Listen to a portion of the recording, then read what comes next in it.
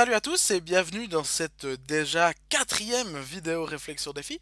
Je voulais encore une fois vous remercier, en tout cas la cinquantaine de personnes qui me suivent régulièrement, qui regardent ces vidéos et qui s'en servent j'espère pour avoir des petites réflexions, peut-être même en famille. Je voulais aussi remercier ceux qui font les défis, même si je les reçois pas forcément par WhatsApp, j'ai appris qu'il y a certaines personnes qui font les défis sans forcément me les envoyer. Donc je voulais aussi dire merci à ces personnes-là qui font les défis même sans me le dire, ça me fait plaisir. Ça me donne vraiment l'impression que je fais pas ça pour rien. Et sans transition aucune, on va passer à la réflexion du jour.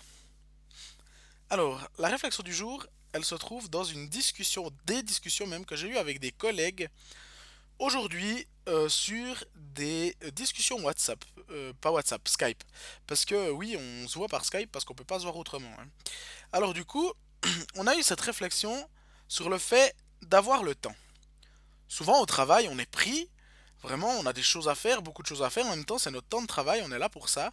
On fait ces choses, on les fait bien, on essaye de les faire le mieux possible.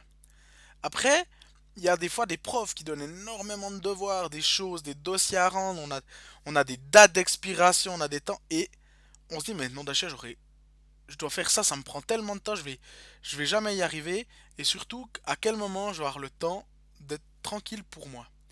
Puis finalement, la question, c'est pas tellement de savoir est-ce que je vais avoir le temps, mais est-ce que je vais m'autoriser à prendre le temps d'être tranquille pour moi. Parce que je pense que souvent, il faut oser être un petit peu peut-être rebelle. Pas rebelle de dire je ferai pas le dossier, non, parce qu'il faut le faire et je serais très mal placé pour vous dire de pas le faire. Mais vraiment de se dire, bah voilà, peut-être que si je suis fatigué, si je me mets à fond sur mon dossier et tout, eh ben il va me falloir 5 heures pour faire un truc que j'aurais pu faire en 2 si j'avais pris le temps de me reposer puis d'être un peu pour moi. Donc la réflexion du jour, elle se pose dans est-ce que finalement je devrais pas des fois m'autoriser des pauses? Est-ce que le problème ce serait pas plutôt que de ne pas avoir le temps, je ne prends pas le temps, je me l'autorise pas ce temps. C'est Je prétends pas avoir de réponse, je prétends pas dire juste. Ce qui m'intéresse aujourd'hui, c'est vraiment de se poser la question, est-ce que je pourrais m'autoriser à prendre le temps? Parce que moi, je vois aussi souvent quand on est hors du boulot, ben on est dehors du boulot, on n'a plus besoin d'y penser, on devrait plus, ce serait mieux pour notre santé psychologique. Et finalement, on fait encore mille trucs. Ah, ben il faut vite repeindre le plafond. Ah, et puis, ah, il faut que je fasse à manger pour 25 personnes demain, alors il faut que j'aille vite aux courses. Ah, et puis, il faut que je fasse un jouet en bois pour le chien de la voisine de la tante qui a eu des petits. Bah, ouais, ok. Mais finalement, c'est bien d'avoir plein de choses à faire et d'avoir une vie sociale, c'est hyper important. Mais finalement, est-ce que des fois, on n'oublie pas simplement de penser à soi-même, de penser à nous? Je pense à moi. Je m'arrête, je me pose, je lis un livre, j'écoute les oiseaux, je fais rien, je m'ennuie. Prendre le temps de s'ennuyer. Le summum, ça. Oser prendre le temps de s'ennuyer. Est-ce que, une fois dans ma vie, j'ai déjà pris le temps de m'autoriser à m'ennuyer?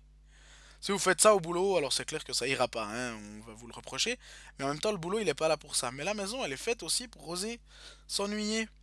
Donc, moi, je me dis, réfléchissons tous ensemble à savoir comment je pourrais faire pour prendre du temps pour moi tout en ne m'empêchant pas de faire les choses que je dois faire. Il y a des choses que j'ai pas le choix, il y a des choses que j'ai le choix.